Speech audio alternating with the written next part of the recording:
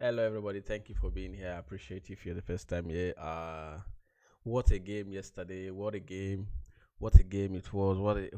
What a scene! What a scenario! What a comeback! What players! What everything, man! If you are just here for the first time, please like, follow, and subscribe if you can, and if you wish to, and then if you're just here to enjoy the talk, I would really appreciate it. Thank you for being here, guys. I cannot say how ecstatic I feel. I can't begin to imagine how how how it became so good yesterday. You look, man, it became so good, so good. Come on, man, it's been nice. Come on, let me take my coffee. I'm coming. Keep calm. Mm. If you're just joining for the first time, please like, follow, subscribe. I would really appreciate it if you do, and if you don't, also thank you very much for being here. All right, guys. For those of you that do not know, we've completed the set. We won all European trophy that is available. If you don't want to make another one, we don't mind going to this place to win those trophy. It's now been a blessing in disguise. Last season we were complaining that we didn't make Champions League. We tried to make European League, but Manchester United beat City in the final, and then we were dropped to the Conference League. This season we made the best of it. Galvanize the players, galvanize the squad, galvanize the fans. So it's been absolutely a pleasure to be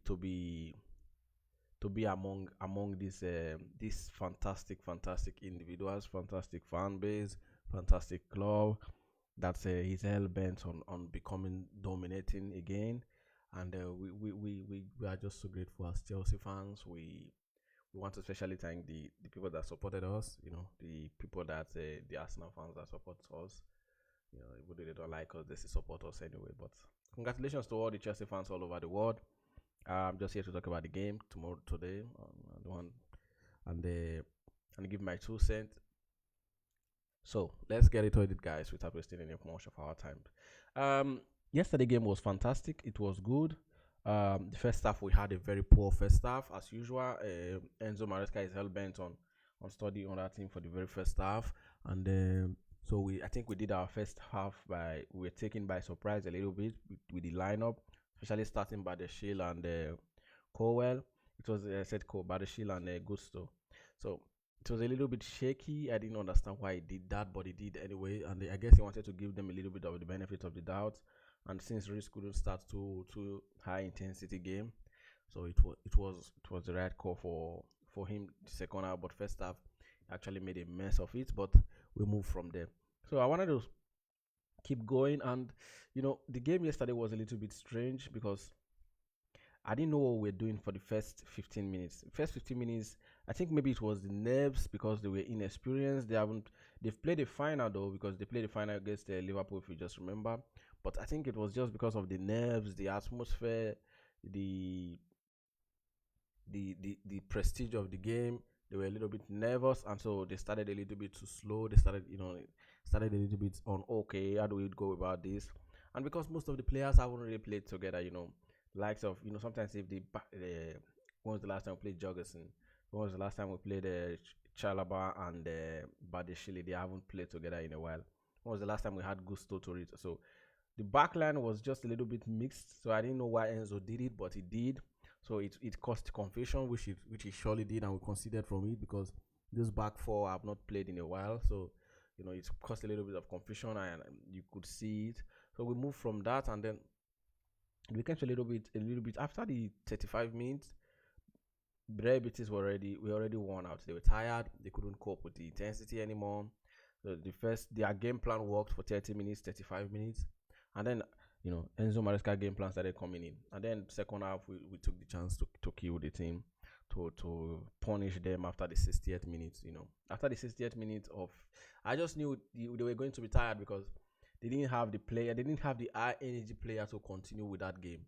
Sometimes when you are playing football and you have a young talent versus a little bit of talent that that have old players, and a mixed, sometimes the energy just outshine, and then we had a little bit of experience in there. We brought in James, and then we brought in a little bit of, that was a little bit of experience to gather the boys, and then The back four was settled. Once the back four was settled, the attackers needed to do their job. It was a very poor game for Noni though. Noni had a poor game. I would rate him a little bit of I'll give Noni 5.5. It was a poor game, average game for him. He was on the left, he couldn't hack it, he couldn't do anything. He was just there throughout the first half. The ball that when the ball gets to him, he was just a little bit shit over there. So I'll give him a 5.5. As for Neto, I'll give him the same thing all through the first half before he went out. He was pissing himself. He didn't know what to do. The ball, I think from the first after the first phase of the game, the defenders were having their bad game, and then the attackers were just they didn't know how to come into the game. The first half, the yards were too high. We're having too many space to connect between the attack and the defense because I think Maresca told the boys to pin them upward and then allow the backside to play in between themselves and build the game up. But the Betis was so good that they had like 5 men around the midfield, around the box, so they didn't allow any penetration. Even when we did penetrate, our attacking players didn't know what to do. They didn't know how to go about it. They were just a little bit off key, especially between Noni and then Neto. I do understand Noni though because that's not his right wing. That's not the right wing is not something he would love to be playing, but he is there to do a job, and he was terrible about it yesterday. So I'll give Neto the same thing, 5.5. It was really bad. And then we go to Palmer. First half, Palmer had the game. He was a little bit. It was good, but anytime he hold the ball, there was nothing to do. There was, it was just a little bit too compact. Betis had energy. Their game plan was working, so Palmer had a difficult time figuring it out because he was trying to look for space and Betis were compacted, so he couldn't walk. He was just there. So Palmer, I'll give Palmer for that first half. First half, let's just say the overall game. I'll give him a I'll give him 8.8. He didn't have a good game, but except those two assists, I said that he was just a little bit average. But those two assists was actually the two assists that changed the game. So I'll give him 8.8. As for Jackson, my man Jackson, god damn it, man Jackson. Look, man, I don't know. I don't know. Maybe because we won the game, I'll give him a 7 because he scored and can you just did anybody saw the where he was 1-on-1 with the goalkeeper and there was having two players chasing him before he was subbed? My man, if every time he gets close to the keeper, especially when he's in that opportunity, he somehow finds a way to kick the ball to the goalkeeper. I don't know why. I absolutely don't know why. He has to learn that. Anytime he has a 1-on-1 with the goalkeeper, he somehow just finds a way to kick the ball too fast. Especially when he's getting closer to the goalkeeper. I think he just shit himself. He just gets a little bit scared and then he overhits the ball. He overthinks it whenever he gets there. Sometimes you just don't need to overthink it. Sometimes even before the goalkeeper is already out of the goal, you don't. Oh, that's why you love Suarez. Player like Suarez, once the goalkeeper is out of the line, Suarez knows already what to do. Players like David Villa, once the goalkeeper is out of the line, he doesn't need to be invited anymore. Once you're off your line, 5 yards, 10 yards away from the line, he knows exactly what to do. So that I think he has to be much more. He has to work on that. Maybe in training where they allow the goalkeeper to run out and the two defenders are chasing him so that he can work on that. So I'll give him a 7 because he scored and then because he was among those that exhausted the Betis defenders. And then we'll go to the Caicedo and Enzo. Look, first half Enzo was really nowhere to be found because there was no I didn't know what exactly he was giving to the team in the first half. Like every other person, he was just lost. He didn't know what to touch the ball. He didn't know where to find space because the players Betis crowded, as I've said, so they pushed them out. We were going wing sideways, and then I will give him a 7 also because he had a goal and an assist. So especially the equalizing goal, I'll give him a 7 because of that. And then Caicedo, bad, good, bad, anyone. He was there. He was making the tackles. He was scaring the Betis player because of his tackles. He was magnificent, and then he capped it up with a goal. Love you, Caicedo. You're great, man. What a professional coming up, man. I'm looking at that midfield. I'm like, Caicedo is going to hold that midfield for another 5 years now. For the next 5 years, Caicedo is going to be holding that midfield, injuries free, inshallah. And then we go to Cucurella. Wow. All we heard was, oh, Anthony this, Anthony that, Anthony this, Anthony that. Anthony is going to make it come from here. Anthony is going to make it rain. Anthony started. All of a sudden, Anthony became Messi. or Anyi Ruben. And Cucurella was like, give me the key, let me lock him up. Cucurella locked him up. I think the only time he got the better of Cucurella was chasing him back, and then he gave him some body, and then Cucurella misstepped, or he was just too strong for Cucurella at that moment, and that was the only time he passed Cucurella though. So to be honest, and then we go to Badeshili. Aside his composure when he passed the ball, I felt he was just a little bit shaky when it comes to whenever he was being, because of that pressure from the very first game, and he hasn't played a lot in a while. I think he was just a little bit off it. It was shaky in one sense, and in another sense, it was just pass the ball, pass the ball. He made some 2-3 passes to him between the lines. That was what I was really happy about, especially that first half. 2-3 passes in between the lines. It was good. And then we'll go to Chalaba. Chalaba had a decent game. I would give him a 6.5. Just a decent average game. He was at fault. He was at fault for that first goal against Isco. Yeah, he should be looking at his back, because he should be knowing that there's a player behind him. And then it was just terrible for that. I'll give him a 6.5, because he had a terrible shaky first half. Second half he built up though, and then Almighty Gusto. I give him a 4.5. There was one tackle where he almost gave them a penalty. If that player was just smart enough and just went down, there would have been no way. There would have been no way VAR would have turned it around if he had just went down after the, I think it was in the first half, where he was coming straight at that guy, and then he just goes boom through him. If that guy had just put his body along the way, he was a little bit experienced and just leaned towards him, it would have been an absolutely penalty, and the ref VAR, they wouldn't have taken. I mean, holy shit, man! He had a very good first half, and he had a very good first half. I give him a 4.5. Absolute knockout. He was struggling all through. He was really struggling. He struggled through the first half. I think it's maybe because of the intensity and the occasion.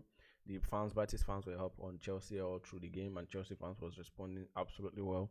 So the MVP of the game, the most valuable player, Jurgensen. Man, there's no need to rate Jurgensen. Man, he was shaky though. His passes were good, but he was shaky overall, and he didn't have much to do after the first goal. So, but it was shaky.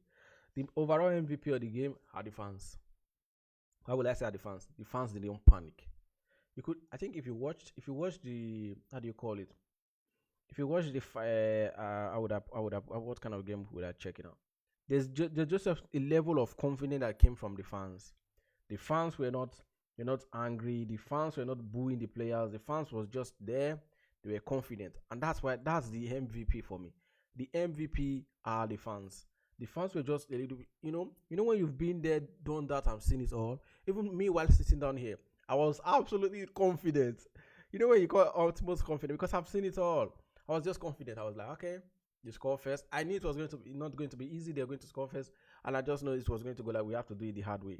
And as a fan, I'm sure even you looking at me, you were confident. There was no way you were like, okay, you score first, fine. Confidence was just breathing all over the fans. We were doing it. We were not. There was no anxiety. There was no. It was just confidence all through, and that takes time to learn.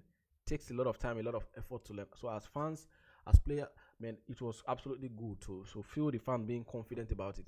To feel us just having the confidence that the team is going to perform second half. Oh man, I was like, man, second half we're beating them. Because I was already seeing, I was confident about it. So I think the fans are the real MVP. We were so confident. Even I'm going to say no Chelsea fans was like, okay, just confident. The confidence was just oozing, and everybody and the players felt it. The players were not stressed. British fans were absolutely stressed. After they scored the first goal, they were doing everything. So you could just see the stress in their brain, in their body language, in the players. The players were stressed. The coach Mario Pellegrini was stressed also. But the Chelsea fans were just calm, and that takes a lot of effort. Takes a lot of pedigree to assess. I think you give it to James, man. Absolutely wonderful. He came in the very first chance he got, put the cross in. There was nobody in there because he thought Kuku was going to be there, but Kuku didn't arrive, and Madueke was doing his nonsense. He didn't read the. I think one of the things that our attackers have to learn is how to read crosses into the box. And we are going to have to get a good attacker that can do that. How to read crosses when crosses are coming into the box. How to read it, especially the whole front line. They do not know how to anticipate cross. That's why Cucurella is getting the head. Even Jackson didn't anticipate the cross very well. He was like, oh, touch his shoulder in. So we have to learn how to anticipate crosses when it coming into the box. It's one of the best things you can have as a good team. Anticipating crosses, anticipating attacking. Even when we had good crosses, or when we had one-on-one counter chances, we couldn't anticipate where the next pass is going to go. We didn't know how to make the run, so it was just a little bit upward. I think that's one thing we have to learn, how to anticipate crosses next season. We have to anticipate better. I mean, we're going to have holidays now. Maybe I'll try as much as possible to keep reporting if I get some good news. But I mean, I don't know. I'll just keep posting, like it or not. I'll keep posting. I'm trying to build my channel, and that's what I keep doing. So in the next 10 days now, the boys are going to be off, and then after 10 days, they're going to come back and get ready for Club World Cup. And I do hope we go far in that competition. I do hope we move forward very well in that competition. I hope we have 2 3 good games to get to the quarterfinals. If we get to the quarterfinals, that would be absolutely amazing. Quarterfinals is all I demand from that Club World Cup. Get to the quarterfinals. The group stage should be 2 or 3 games. So if you win two, you qualify. So that's what I'm hoping we get to the quarterfinals before the big boys start coming up. So my guy, if you've seen the video, please like. If you enjoy it, please join us to celebrate, and I'll see you next time, guys. Hopefully there's a place for us all to have a good time, and we go with this one. I appreciate you, man.